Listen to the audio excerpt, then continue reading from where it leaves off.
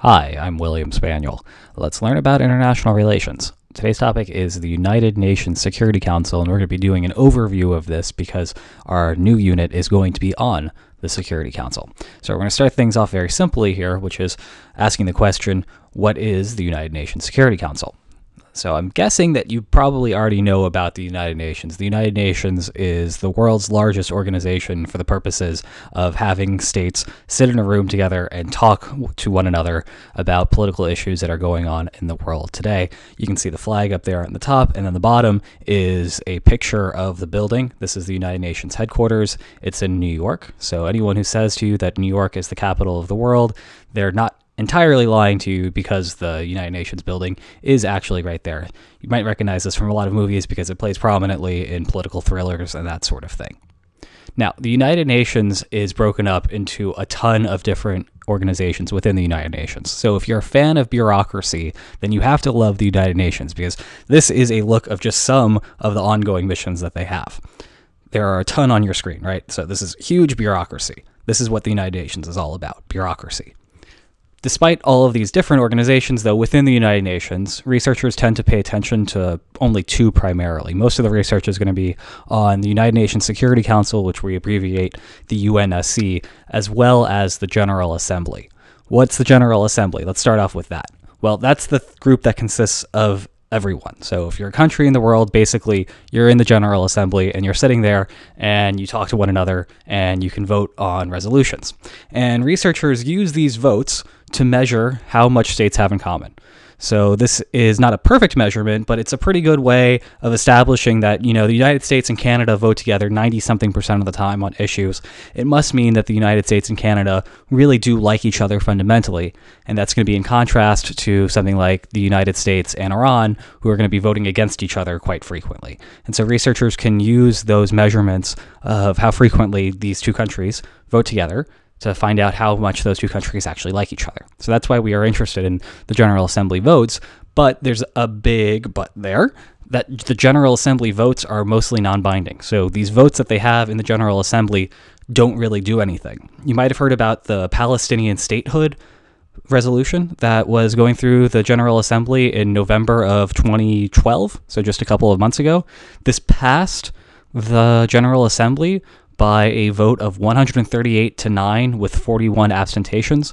So that's a very large majority. It's an overwhelming majority. Even if you include the abstentions in the 9 that voted against it, you still have a vote that was 138-50.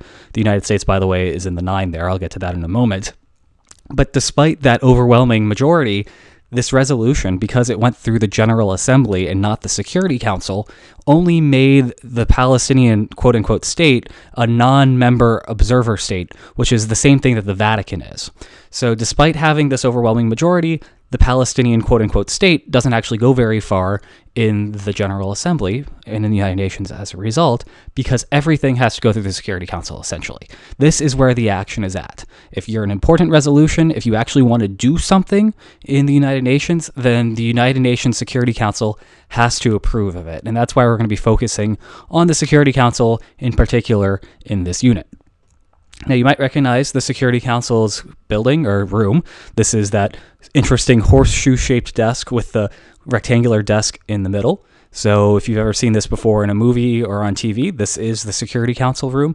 This is where a lot of the action took place during the Cuban Missile Crisis, and there's also a lot of conversations about the lead up to the Iraq War and perhaps the weapons of mass destruction that Iraq had. A lot of those conversations took place in this room, so if that room looks familiar, that's why. Now, let's talk about the membership within the Security Council. There are 5 permanent members: the United States, Russia, China, France, and the United Kingdom. What do these states have in common? Well, they're the winners of World War II. So remember that the United Nations is set up immediately following World War II, and what a surprise, it's going to benefit the winners. But these guys are also the militarily powerful countries in the world, or some of the most militarily powerful countries in the world, and so there's a reason why you would want to keep them around as permanent members as well, and that's, again, a subject we'll be getting to in just a moment here. There are also 10 non-permanent members. Each of these members is selected by region for 2-year terms. So 5 of these countries will be serving until the end of 2013, and then 5 new ones will take their place for the next 2 years. And then the other 5 will be serving for the next 2 years from 2013 up until the end of 2014, and then they'll be cycled out for 5 new members and so forth. Each region has a different way of electing their representatives, and we're not going to go into that. But you can see there we have a pretty good regional diversity here where, let's see if I can get all these flags right. We have Argentina, Australia, Rwanda, Luxembourg, South Korea, Azerbaijan, Guatemala, Morocco, Pakistan, and Togo. So you can see there's quite a good regional diversity in the permanent or in the non-permanent members, precisely because each of these is allocated to a particular region of the world. So what do these members do? Well, when they get a resolution sent to them, in order to pass that resolution, you need to have 9 affirmative votes. So 9 out of 15. You need a supermajority, or 60% of the guys on the Security Council to vote for the resolution for it to pass. The 5 permanent members, though, all have veto power. So in addition to having the 5 affirmative votes, you need to make sure that all 5 of the permanent members, the United States, Russia, China, France, and the United Kingdom, don't vote no for your bill. So for example, the votes could be 14-1 on a resolution, and that resolution would still fail if the United States is that one guy voting against it, because the United States is a permanent member. And this happens actually quite a bit now with resolutions involving Israel. So, for example, the Palestinian statehood bill, the resolution, it went through the General Assembly fine, but it's actually getting no traction, and it probably won't even get a vote in the Security Council, precisely because everybody knows that if it were to go to the Security Council, the United States would veto it. Abstentions are allowed here, though, so that means you could have a 14-0 vote, and that would pass the resolution even if the United States just didn't vote. The United States has, of course, veto power, but if the United States just says, I'm here, but I'm not voting, as opposed to saying no, then that's still good enough to pass the bill. And we'll see that sort of behavior happening in a couple of lectures from now. All right, you might be wondering why we even bother having this veto power, because it makes it very difficult to pass resolutions through the Security Council. And getting back to what I said earlier, this is in large part because the permanent members are all really strong militarily.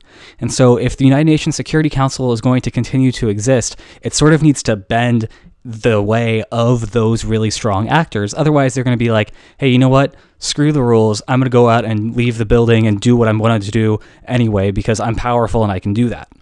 Of course, this happens anyway, despite the fact that we have veto power.